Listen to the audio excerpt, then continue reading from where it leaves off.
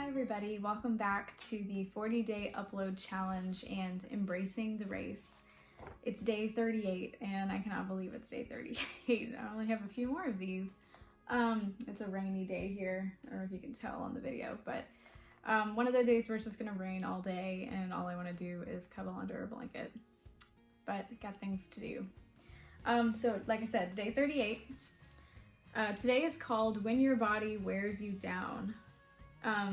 And that's really appropriate because I have not been able to catch a break in the past week or so when it comes to my health, but we're trying to work through it, that's for sure. She starts with the verse from 2 Corinthians chapter 4, verse 16. Therefore, we do not lose heart. Though outwardly we are wasting away, yet inwardly we are being renewed day by day. She starts off with, I don't know if this is a story from a friend of hers but she starts off talking about just a story of a runner who is going along feeling great, and all of a sudden their knees start hurting. They go to the doctor and they get the news that probably no one wants to hear, that they have osteoarthritis, which is the wearing down of your joints, eventually leads to bone-on-bone contact. And basically the doctor tells her she can't run anymore. And that's if you love it and it's one of your ways to have that stress release, or something that you love to do, to not be able to do it, or especially not to be able to do it ever again, is really not the best news you want to hear. So she relates that just particular idea to just regular life, in that we don't have to lose heart, that as we get older things start to break down. Some people age gracefully and some people don't feel like they age gracefully, but it's an inevitability. We're all gonna age, we're all gonna get older at some point. But her joy that she shares is that our souls don't waste away. They can be renewed day by day, and they become more Christ-like through the process of sanctification. The more we seek after him, the stronger our faith becomes. The more we rest in his presence, the power of sin loses its grip on us. The more we humbly surrender to his calling, the more he increases in us. And she talks about how, when we go to be with him in heaven, we get a whole new body. And she... I don't know if she meant it as a joke, but she says that maybe even when we get to heaven, we'll have a whole new running journey with no shin splints, no cramping muscles, no torn ligaments, no aching knees, just running around up there, just to our heart's content.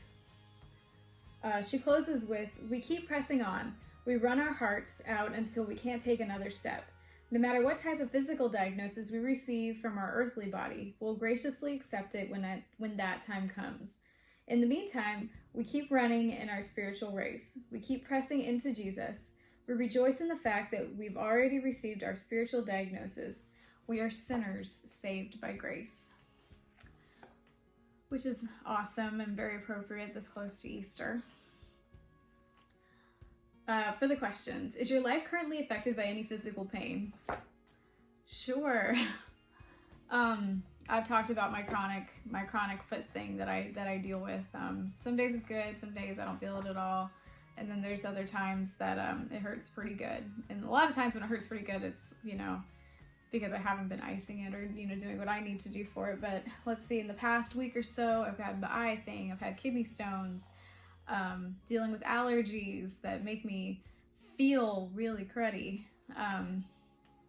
This has all been happening in the last 2 weeks, and I asked my husband back when I had the eye thing and the kidney stone thing at the same time.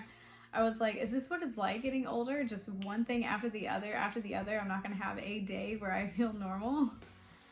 Because the kids always tease me that I'm not really that old, but I think I'm kind of getting older. At what point can you say, yes, I'm older? What age is that? But anyway, and I'm not scared to share my age. I'll be turning 34 in this coming May. So 34 may not be that old, but it's older. So But yes, I have experienced this. Probably most of us have experienced physical pain. What are you most looking forward to when you will experience... Okay, let's start the question over. What are you most looking forward to when you will experience living in a brand new body in heaven? I like the running around, not getting tired, no injuries. I like that idea.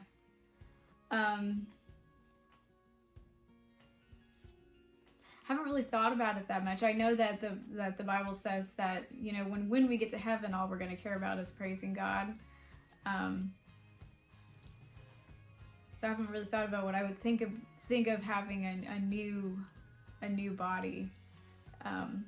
Yeah, it's going to be cool to not, and something else that it has nothing to do with running. But I always carry my stress and anxiety in my shoulders, so to not, every so often I get some good shoulder pain, so never have to have that again. That'll be amazing. Whether you have physical pain or not, is your faith growing stronger? What steps do you need to take to keep God the center of your life? This past year, yeah, my faith definitely grew stronger. I will go back to what I've said, I think, a couple of times. The past year could have brought me down, back to that, being so worried about things that I, would actually make myself sick. But I had to be, what's the word I'm looking for? I had to be proactive, I guess, about staying in his word and spending that time with him and letting him let me know that it's going to be okay. But you have to be proactive with that. It's not just gonna, I'm not just gonna sit here and be like, okay, not gonna do my side of the relationship, and just expect all my humanly feelings to go away. Because it's one of those, like we talked about, maybe it was yesterday or the day before. There are certain things, most things, that we cannot do of our own power, but God can, because nothing is impossible for him. And that's one of those things that he has the ability to take all that worry and fear and anxiety away. Just like the Bible says, there's no fear in love, and God has that perfect love. The steps that I need to take to keep God the center is just to keep on doing this. And now that the vaccine is a thing, and we're able to see each other again. I've had some of my friends come over. We started doing a little small group every week, watching clips from If Gathering, which happened a few weeks ago. But it's so, I cannot stress enough how important it is to have those people to do life with, and to encourage you and you encourage them, and just it helps so much with this relationship, is having that relationship too. The horizontal relationship can help the vertical relationship a lot. I like to think of it that way. She closes with the verse, 1 Timothy chapter 4, verse 8. For while bodily training is of some value, godliness is of value in every way, as it holds promise for the present life and also for the life to come. I have that verse written, actually, you know what it is my journal that I will take notes in from like church or Bible study, or I'm reading Jesus Always daily devotional that I got for Christmas from my mom.